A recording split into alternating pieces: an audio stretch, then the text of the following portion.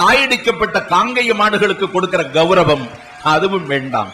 உனக்கு என்ன வேண்டும் என்று கேட்டான். அவன் சொன்னான், உன்னுடைய பெயரை உச்சரித்து உடலில் உயிர் சரித்திருக்கிற காலம் வரை உன்னுடைய பெயரை உச்சரித்து வாழுகிற பாக்கியம் மட்டும் எனக்கு கிடைத்தால் போதும்.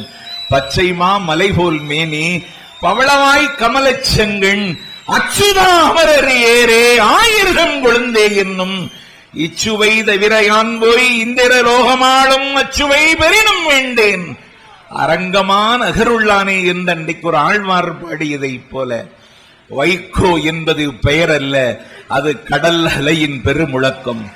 வைகோ என்பது பெயர் அல்ல, அது விளக்க முடியாத விரிவான பண்பாட்டின் புதிய வடிவம். வைகோ என்பது பெயர் அல்ல, அது விடுகதையாகிவிட்ட தமிழர்களின் கேள்விக்கு கிடைத்த விடை. வைகோ என்பது பெயர் அல்ல, அது சலனங்களுக்கும் சபலங்களுக்கும் சரிந்து கொடுக்காத சரித்திர நிதர்சனம். வைகோ என்பது பெயர் அல்ல, அது சந்தன தமிழின் சிந்தனை ஊற்று. வைகோ என்பது பெயர் அல்ல, அது 2 எழுத்தாலான திருக்குறள். வைகோ என்பது பெயர் அல்ல, இந்நாட்டு இளைஞர்கள் உச்சரிக்கிற 7 எழுத்து மந்திரம். வைகோ என்பது பெயர் அல்ல, அது காலம் கணக்கிட்டு வழங்கிய நிலாமுற்றம். வைகோ என்பது பெயர் அல்ல, அது சீலம் செதுக்கிய சிற்பம். வைகோ என்பது பெரிய பெயர் அல்ல, அது பெரியாரின் நெற்றி சுருக்கம். வைகோ என்பது பெயர் அல்ல, அது அண்ணாவின் சுழலும் நாக்கு. வைகோ என்பது பெயர் அல்ல, அது தம்பி பிரபாகரனின் உணர்ச்சியுள்ள துப்பாக்கி. வைகோ என்பது பெயர் அல்ல, அது காலம் வழங்கிய நன்கொடை.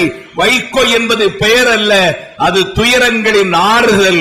வைகோ என்பது பெயர் அல்ல, அது துன்பங்களின் விடுதலை. வைகோ என்பது பெயர் அல்ல, எதிர்கால தமிழர்களின் ஒரே கையிருப்பென்று உங்கள் பெயரை ஊரெல்லாம் ஒவ்வொரு நாளும் உச்சரிக்கிற பாக்கியம் உடலிலிருந்து உயிர் போகிற கடைசி நிமிடம் வரைக்கும் கிடைத்தால் போதும் என்பதுதான் இந்த மாநாட்டு தலைவராக இருந்து நான் வைகோவிடத்தில் கேட்கிற வரம். இப்படி ஒரு இடத்திற்கு நான் வருவேன் என்று நான் கனவில் கூட காணவில்லை. என்ற நெல்லையில் உங்களை கண்டு ஆட்கொண்டேனோ,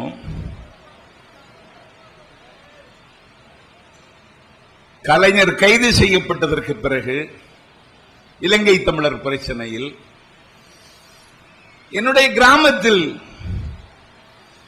திராவிட முன்னேற்ற கழகத்தின் சொற்பொழிவாளராக ஒரு நல்ல நாடறிந்த சொற்பொழிவாளர் திருவை அண்ணாமலை அவர்களினுடைய பொதுக்கூட்டத்தை எங்கள் ஊரில் நாங்கள் நடத்தி அதிலே நன்றி உரை பி சம்பத் என்று என் பெயர் போடப்பட்டிருந்தது. நன்றி உரைதான் நான் ஆற்றினேன். அதற்காக அடுத்த நாள் முன்னெச்சரிக்கை நடவடிக்கையாக நான் கைது செய்யப்பட்டேன். அரசியல் சாயலோ இலக்கிய தொடர்போ எதுவும் இல்லாத ஒரு கிராமத்தில் பிறந்த நான், மலையாளமும் தமிழும் கலந்த மணிப்பிரவாள நடை பேசுகின்ற மணக்காவளையில் பிறந்த நான், முன்னெச்சரிக்கை நடவடிக்கையாக முதலில் ஒரு அரசியல் கைது என்றால் எங்கள் ஊரில் நான் தான் கைது செய்யப்பட்டேன். நான் பாளை சிறைச்சாலையில் உங்களை அன்று நான் நேரடியாக பார்த்தேன். இன்றைக்கும் சொல்லுகிறேன், உன்னை போல அழகான தலைவன் இந்திய அரசியலில் எவனும் இல்லை. அன்றைக்கு நான் ஆட்கொண்டேன். அன்றைக்கு நீங்கள் சிறைச்சாலையில் எனக்கு பேசுவதற்கு பயிற்சி தந்தீர்கள். நான் தென்காசி திருவள்ளுவர் கழகத்தில் பள்ளி மாணவனாக இருந்த காலத்திலிருந்து ஆண்டுதோறும் கலந்து கொண்டு முதல் பரிசு பெற்ற மாணவன். கல்லூரி மாணவனாக இருந்தும் பல பரிசுகளை நாடு தழுவிய அளவிலே நான் பெற்றிருக்கிறேன்.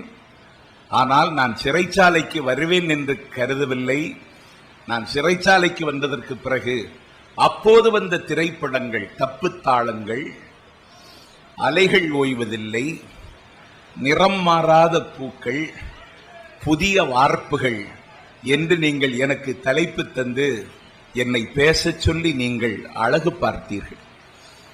என் பேச்சில் இருக்கின்ற குறைகளையெல்லாம் சுட்டிக்காட்டி இதையெல்லாம் தவிர்த்து கொண்டால் நல்ல மொழி ஆளுமையும் வளமும் உனக்கு இருக்கிறது, நீ எதிர்காலத்தில் பெரிய சொற்பொழிவாளன் ஆக முடியும் என்று இந்த குழந்தைக்கு சேனை ஊற்றியவனே நீதான்.